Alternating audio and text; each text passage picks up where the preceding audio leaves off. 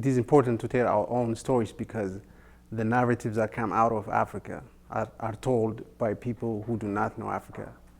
So as African storytellers, we need to hijack back and tell our own stories.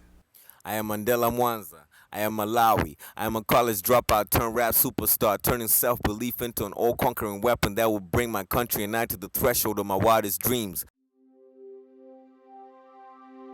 I think I'm a change maker because I impact lives and I work towards making the world a better place than I made it.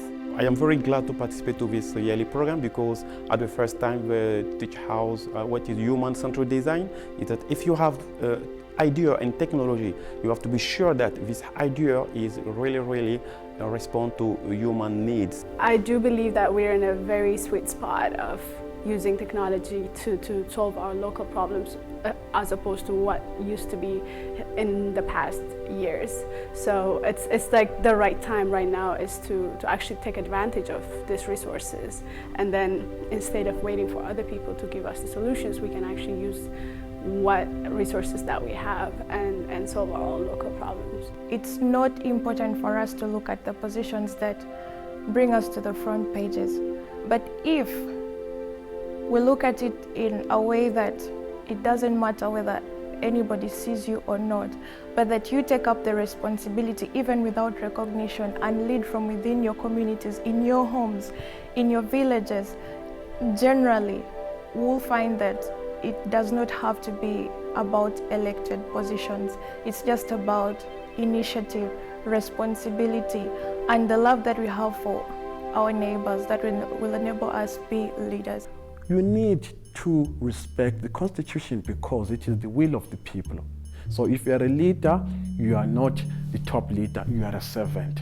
Let's strengthen democratic institutions where everyone is free to air their views, respecting other people as well. In Liberia, and I think in fact they should be all over Africa, a leader should be someone who is willing to serve and not be served. So he should be willing to make a lot of sacrifices, a lot of work, and expect the least. And unfortunately on the African continent and in Liberia, that is a sad reality. I think one of the things that we hope through the comic book is to inspire the next generations of entrepreneurs.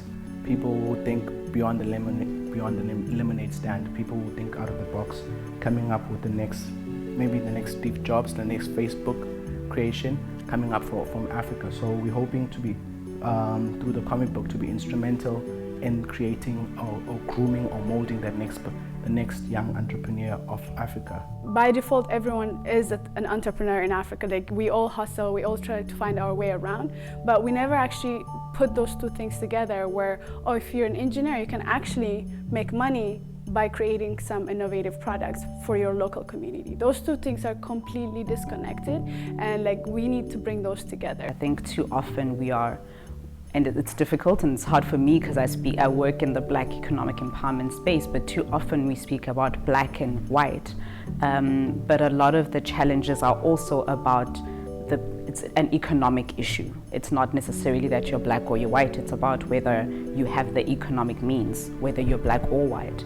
And also, I guess it's about focusing on what we're trying to achieve and that we're building a better future for everyone, not just for black people. We just want that the access to that future to be the same for everybody, or to be proportional at least. And I think that's how we need to talk about it, the fact that the future belongs to all of us, but we need to be represented proportionally when we get there. I think we need to step out of our comfort zone as the youth of Nigeria and Africa. We are very active on social media, we have a voice, we have an opinion, but it doesn't translate into real life.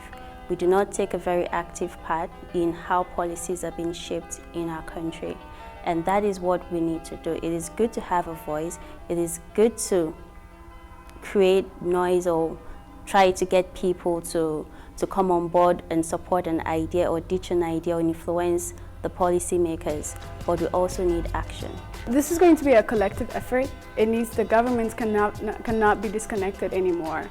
Everybody has to be involved, whether it's the NGOs or the government organizations, the education system, the people. It needs to include and embrace whatever kind of technologies that we would like to use. It can't just be for the people in the cities anymore. We have to lobby with the governments. We have to create space and allow girls to come into class, to come into school and to study science. Science has to be promoted, science has to be made a subject that all can take, and there shouldn't be any discrimination in as far as science and technology subject is concerned. So many people look down upon people who are in the arts industry. And for me to be someone who's coming from the science background, being a chemist, a degree that so many people think is challenging and is the kind of degree that most women should be doing, and moving on to being in the arts field, it actually shows that all faculties or all things are very important in terms of developing our community. We don't really have to focus on science only or the commercial subjects, but we have to look at the talents that our young people have, and also make sure that we encourage them to develop those talents to make a difference in their community. Because when you look at the community, we're a cosmopolitan community, and each and everyone's skill plays a very important role in developing our community and making the world a better place. It's absolutely important that we make sure young people do what they love so that they can discover who they want to be. I personally spend a lot of time in compounds and townships working with underprivileged kids because they're the most vulnerable. I started dancing because it was something that, gave me a sense of freedom and a sense of purpose and identity. And we find that a lot of young people in our community are missing that, and they're vulnerable to a lot of the social ills, to the point that they can't discover the type of people they want to be that will benefit the community. I think as young Africans, we have to engage in politics or leadership, or we are, but there's different levels of leadership, specifically political, because it really affects how we operate.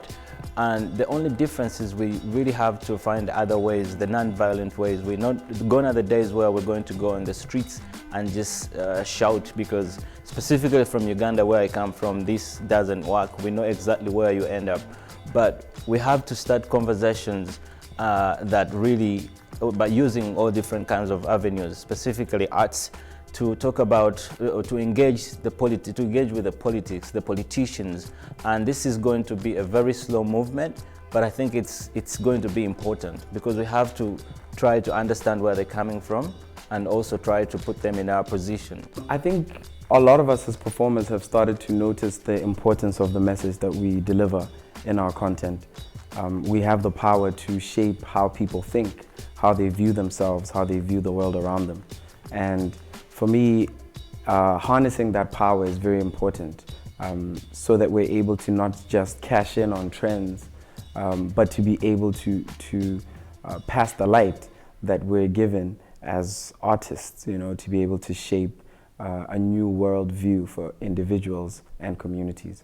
I'm a boy turned man, a rebel turned leader, the inheritor of a name so great its men mention is a war cry that strikes fear in the hearts of enemies of peace and justice. Mandela, the name of a man so much larger than life itself, no one dares consider him deceased or late. One of the most powerful things that we're able to do is to give people a sense of responsibility by simply guiding them and giving them a sense of ownership in solving their own issues. Because I think one of the biggest falsehoods sold on the continent is that politicians and investors and donors are the ones who give solutions.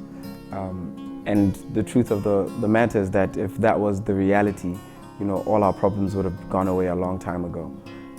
But the people who are able to show us that we own our problems, and that we have to stand up and do something about them, I think they are able to influence how the outcome of the narrative develops, simply just by opening their mouths or moving their bodies or stroking a paintbrush. That's a very powerful thing in my opinion.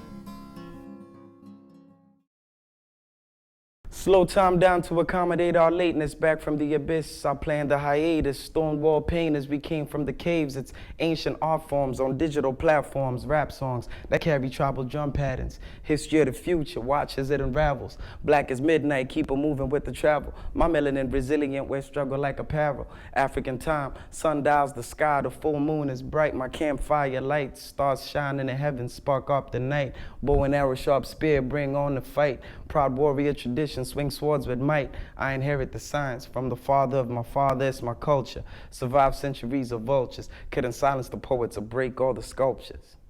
Right? Okay.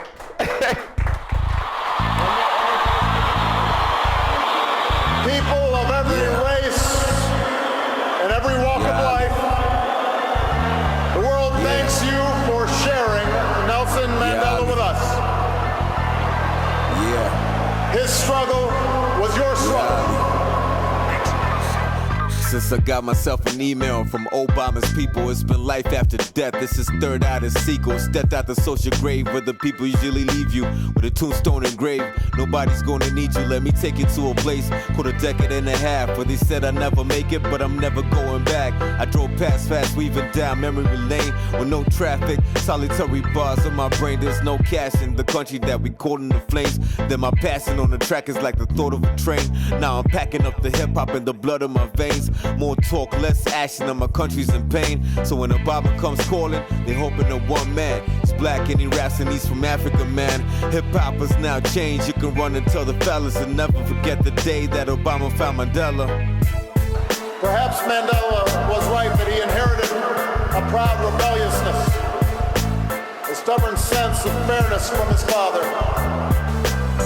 And we know he shared with millions of black and colored South Africans the anger born of 1,000 slights, 1,000 indignities.